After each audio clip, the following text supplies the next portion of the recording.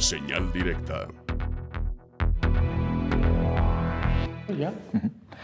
Agradecemos el que nos acompañe el doctor Eduardo Rodríguez Noriega, jefe de infectología en el Hospital Civil Fray Antonio Alcalde y además integrante del Comité Especial para el Abordaje Multidisciplinario del Dengue. Gracias por acompañarnos. Un placer estar con ustedes y su público. Explíquenos en principio, por favor, doctor, este abordaje multidisciplinario respecto al dengue. ¿En qué condición nos encontramos? Vaya ya desde las diversas disciplinas conforme lo vienen evaluando. Bueno, mire, como casi todas las enfermedades infecciosas, pero en especial el dengue. El dengue es una enfermedad transmitida por un mosquito. El mosquito es la hembra del llamado Aedes aegypti. Estos mosquitos viven dentro de la casa, pican durante el día. Una hembra puede picar e infectar, por supuesto, a varios miembros de esa familia. Y se dice que mientras más miembros existen en una familia, en vez de 3, 7, por ejemplo, más casos de dengue intradomiciliarios van a existir.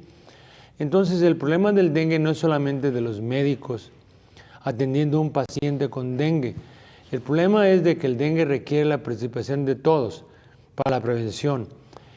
Es probablemente el futuro del control del dengue el hecho de que participe la comunidad activamente.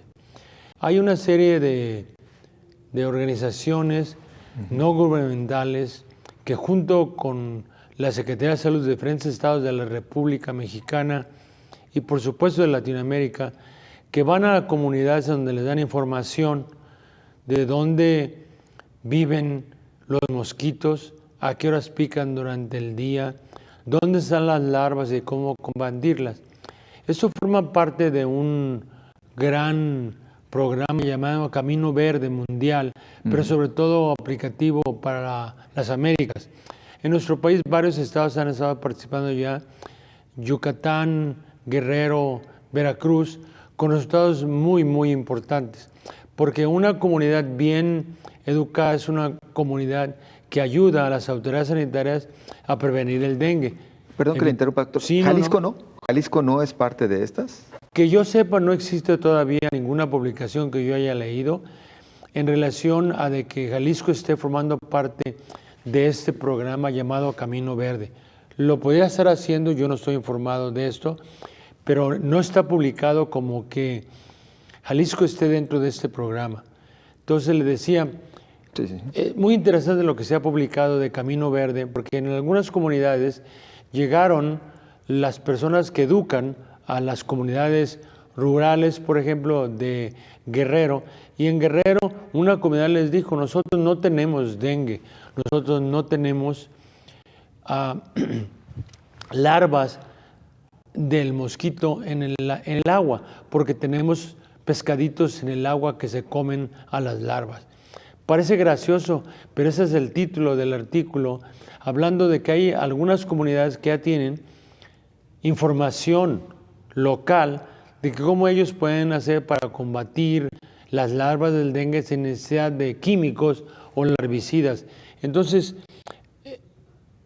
es multidisciplinario porque entran aquí gentes que estudian el mosquito, claro, el vector. Es multidisciplinario porque entran aquí gentes que tratan de combatir las larvas. Es multidisciplinario porque entran aquí gentes que estudian el comportamiento del mosquito, dónde vive, a dónde se va. Es multidisciplinario porque, por ejemplo, se conoce también que las personas que viven en una comunidad que tiene una gran población muy cercana, las casas una de otra, en esas comunidades, una persona con dengue asintomática, pero ya infectante de la sangre, si va y visita otra casa cercana, familiares, los tíos, por ejemplo, puede llevar el dengue a ese lugar sin que lo tuvieran. Entonces, el problema del dengue es de que es una infección intradomiciliaria. Y entonces, donde se debe de combatir, donde se debe de prevenir el mosquito, el vector del dengue, es dentro del domicilio. Partiendo de ello, estaremos hablando de que se está abordando de manera inadecuada en este momento en Jalisco y todavía más en particular en la zona metropolitana de Guadalajara.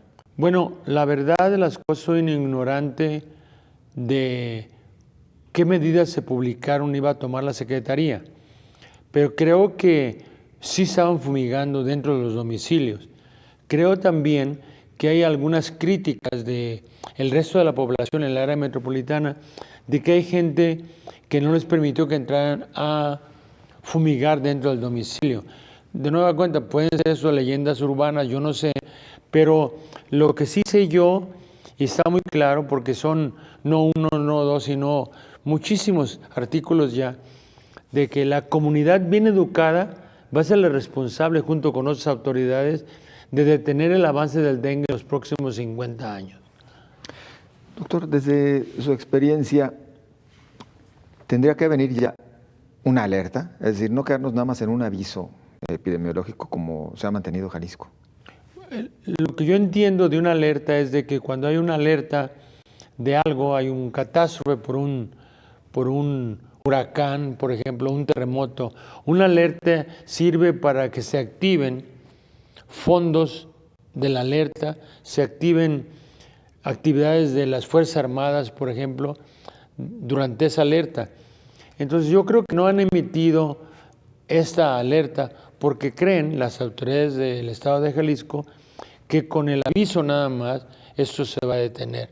El problema es que el día de ayer en un solo hospital, el nuestro, tuvimos más de 270 evaluaciones y alrededor de 18 ingresos en adultos nada más. Entonces, el dengue continúa siendo un gran problema en la área metropolitana en este 2019 como fue hace 10 y hace 9 años.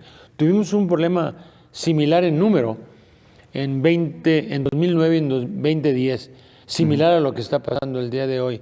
El problema es de que la población, el cambio climático, la movilidad, las variantes de las mutaciones o variantes del virus que cambia, lo ha hecho más peligroso para el humano. Y del vector mismo, que se está adaptando ya inclusive a climas más fríos. Así es. Las proyecciones, por ejemplo, en análisis computacionales que se han hecho sobre las áreas que son propicias para que el mosquito, el vector, viva normalmente, están proyectándolo para 2030, 2040, 2050, que puede llegar a gran parte de los estados desérticos del norte del país, incluyendo ya Texas y gran parte de lo que es la zona este de los Estados Unidos, por ese cambio climático. Pero no puede uno olvidar no solamente el cambio climático, sino también población, movimiento de la población y, por ejemplo, el hecho de que no exista suficiente educación para combatir tanto el mosquito intradomiciliario en el día como las larvas. Es un fenómeno muy interesante que nos preguntaban a nosotros hace ya algunos años, en 2009, 2010, ¿por qué había tanto dengue en Ciudad Juárez y no había dengue a un lado, en El Paso? Lo mismo nos preguntaban, ¿por qué había tanto enfermedad transmitida también por un vector que se llama enfermedad por virus del Nilo Occidental en El Paso y no en Ciudad Juárez? Entonces, muy probablemente porque la población de Juárez para el virus del Nilo tienen protección cruzada porque acá hay mucho dengue. Son virus similares en términos de protección y puede haber protección. Entonces, ¿por qué no hay dengue en El Paso y sí mucho dengue en Ciudad Juárez? Si es solamente una línea virtual la que divide esos dos países. Porque del otro lado, probablemente en ese tiempo, tenían un buen control de larvas, fumigaban inmediatamente aquellos hogares donde aparecía un caso de dengue para evitar que existieran más dengues intradomiciliarios y que las personas no lo llevaran con movilidad a otro domicilio. Claro. Hablamos de que ya estamos entrando realmente, como se nos ha dicho esta semana, a un nivel de control del padecimiento o lamentablemente vamos a seguir viviendo escenarios como los que nos comenta usted se vivieron ayer en el Hospital Civil, donde llegaron más de 200. Como usted sabe, es muy difícil de predecir el futuro, pero mire, Han medido las décadas en donde nuestro país se encontraba sin dengue, sin virus dengue 1, luego entró en los 40 dengue 1, pasó una década y ya había dengue serotipo 1 y 2, y luego serotipo 1, 2, 3, y ahora tenemos serotipo 1, 2, 3 y 4. Virus, 4 serotipos que tienden a mutar, a cambiar, a hacerse más agresivos. Además, hay un mayor número de habitantes y también hay un factor genético en México que se ha estudiado solamente en un par de estados de la República, no en toda la República, donde hay una mayor susceptibilidad de algunos mexicanos con defectos en lo que se conoce como HLA, que es un antígeno leucocitario del humano, de las siglas en inglés. Entonces, sí es un fenómeno, de nueva cuenta, que debe de tener un ataque multidisciplinario, pero indiscutiblemente la educación de la población, la movilización de la sociedad va a hacer que esto sea controlado el próximo año si volvemos a tener un problema tan serio como lo tenemos en este momento. Claro. El problema, perdón que lo interrumpa, sí. El problema es de que este año, a diferencia dramática de lo que ocurrió en 2009-2010 de dengue, este año han sido afectados más personas mayores de 60 años de edad que tienen más sangrado el tubo digestivo. Han sido afectados más las mujeres embarazadas, las mujeres que están menstruando, y eso ha hecho que tengan más sangrados vaginales y de otro tipo, muerte fetal. Entonces estamos muy preocupados por esto. Y por último, aunque no ha ocurrido aquí, pero sí está ocurriendo en Puerto Rico, en Nicaragua, los mismos vectores pueden traer otros virus y tener infecciones mixtas que le llamamos, como dengue con el virus chikungunya o dengue con el virus Zika, lo cual hace que el control del vector, de los vectores, sea extraordinariamente importante. Tiempo es el que nos faltará, doctor, porque tenemos que concluir ya nuestra charla, pero solamente mencionar, y lo peor es que se nos puede combinar ahora con otra enfermedad de la temporada, como es la influenza. Bueno, existe una ya alerta en los Estados Unidos para que la gente se vacune tempranamente contra influenza con la vacuna nueva 2019. La razón de esto es que ellos aprendieron mucho de lo que pasó en Australia, que en otra época en ese hemisferio tienen influenza. Tuvieron una influenza muy severa.